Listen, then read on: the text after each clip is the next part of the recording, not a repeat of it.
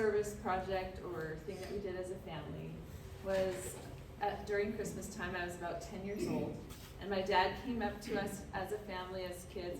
I had 4 siblings, and he said, "We have a family from Poland coming to Canada, to our city, with nothing but the clothes on their backs.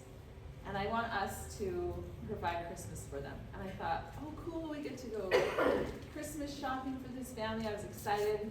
But then he said, "I want you to pick your favorite toy to give to these children that are coming."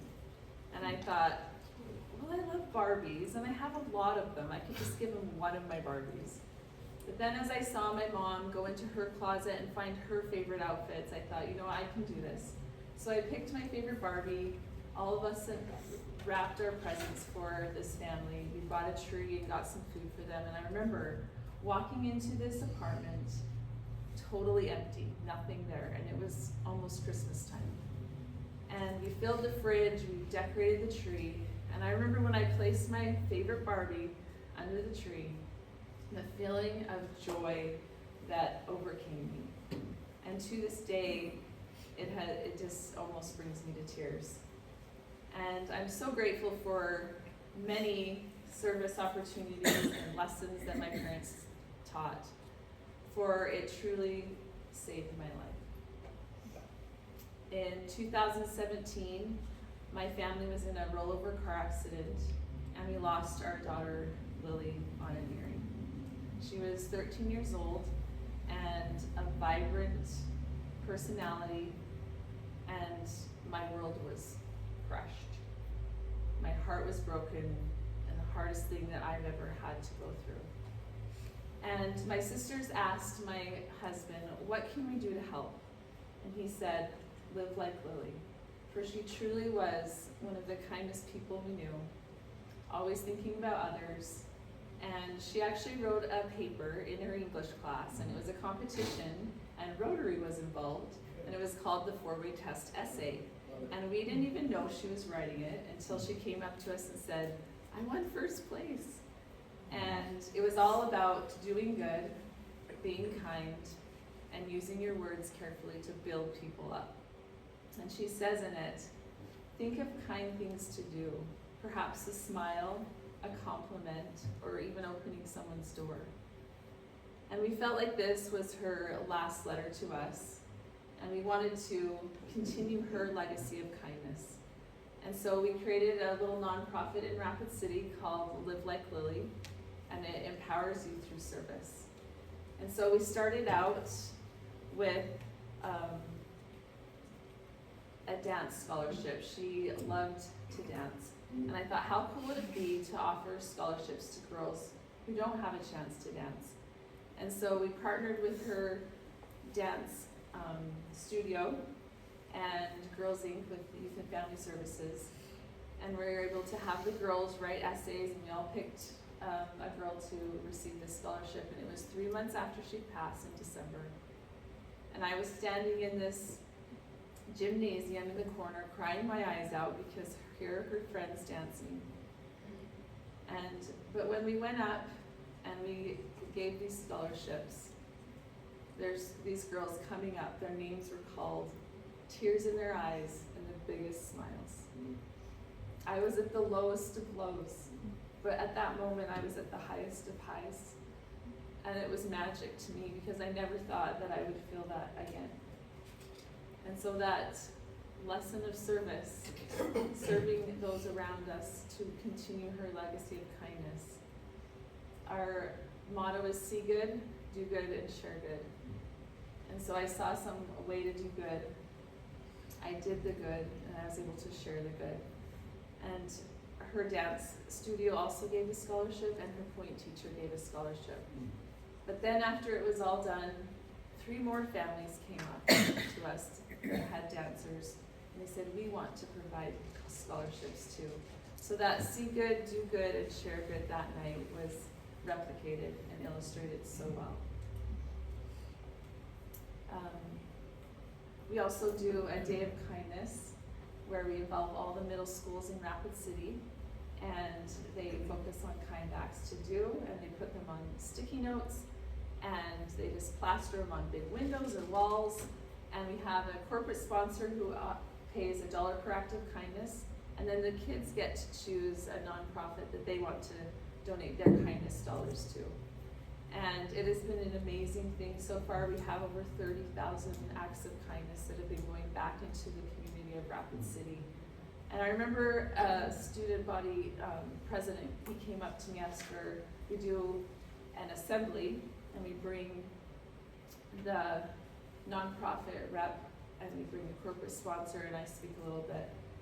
And we have a big check presentation. We show the kids where their money's going. The nonprofit tells them what their money will do for them. And this student body president came up to me and said, "Thanks so much for coming to our school. It really meant a lot, and it changed our school, and I felt it." And I knew that if he felt it, he would never forget it, just like I've never forgotten those service lessons as a young child. We also do a look up ad campaign. Lily never had a phone, and she lived life to the fullest, full body experience for everything, and I feel like that was, and there is an epidemic going on with phones, and so this is just a way for kids to think about their phone usage. And this is a winner. The winner gets their ad on a billboard in Rapid City. They get a cash prize, and the posters go up in the middle schools, and it's just a way for kids to think about what am I doing on my phone. This winner, Audrey, she said, you never remember what you're doing on your phone, but you're always going to remember who you spend your time with, what you do with family or friends. And so it was just an eye-opener for me for what kids are going through with their phones and the struggles they have. And so this is just a way to empower you to really think about it and maybe make some changes. So 3 years later, after we lost Lily, my sister lost Layla, and tragedy had struck again, and it was terrible and heartbreaking. But my sister and her husband had seen our journey, and they wanted to do the same. And so that's how Survivors came to be. It's spelled a little different, SRVIVRS. And you're the I in the middle, and you surround yourself with the service on each side, and you can find healing. For truly, service is a healing balm. So right now, we are on an awareness campaign for survivors. My husband started out in Rapid City, South Dakota, and has run a continuous path of 8,000 miles until he got to the border of New Mexico and Texas. And he was experiencing a lot of pain in his hip, got an MRI, and found out that he had a developing stress fracture and had to stop for 6 weeks. So his family was already coming out to Oklahoma City, and we just had a 2-week downtime to figure out what are we gonna do now. So we thought, and we said, you know what, let's do this as a family and help him. So now we are biking, we're on bikes, so we're doing like a relay, but we have bibs. He wore a bib every day, and now we wear that bib. Every day we move in memory of someone who's passed. And so you, as a group, if you have anyone that you've lost, friend, family, anyone, you can go onto our survivors.org, and the Move in Memory page, you can put that person's name in, and we'll put it on our calendar, and we'll move in memory. So we have that person on our heart that day. We love to learn about them and get to know them a little better, and just let that family know that they're not forgotten. And we try to find ways to serve along the way also. And if there's anything that the family wants us to do, yesterday was Posey Crapo, and her family just said, you know what, spend intentional time together. That's what I would want you to do, so we did. And it has been an amazing, amazing journey. We have met people, and God has put people in our path that need to hear our message. People that have lost.